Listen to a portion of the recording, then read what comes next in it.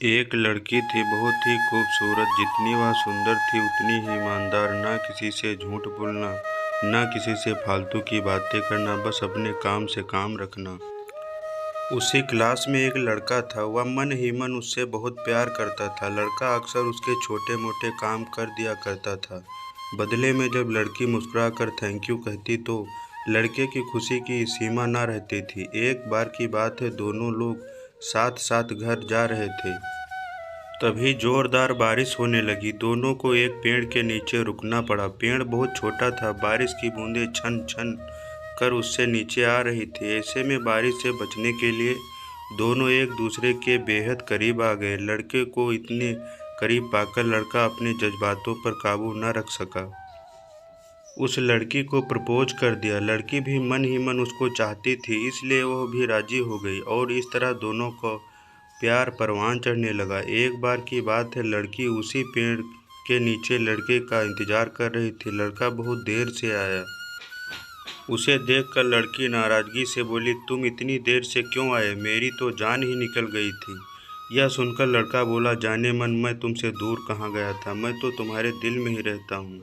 तुम्हें यकीन ना हो तो अपने दिल से पूछ लो।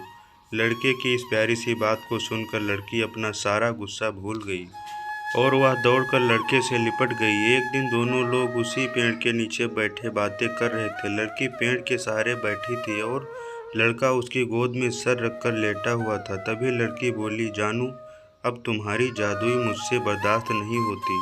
तुम्हारे बिना एक पल भी मुझे 100 साल के बराबर लगता है।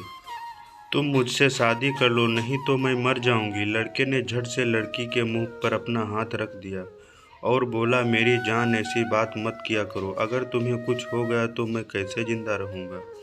फिर वह कुछ सोचता हुआ बोला, तुम चिंता मत करो, मैं जल्द ही अपने घर वालों से बात करूँगा। धीरे धीरे काफ़ी समय बीत गया।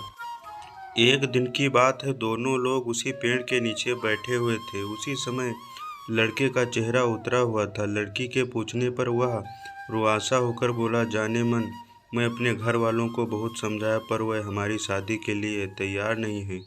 उन्होंने मेरी शादी कहीं और पक्की कर दी है। यह सुनकर लड़की का कलेजा फट गया।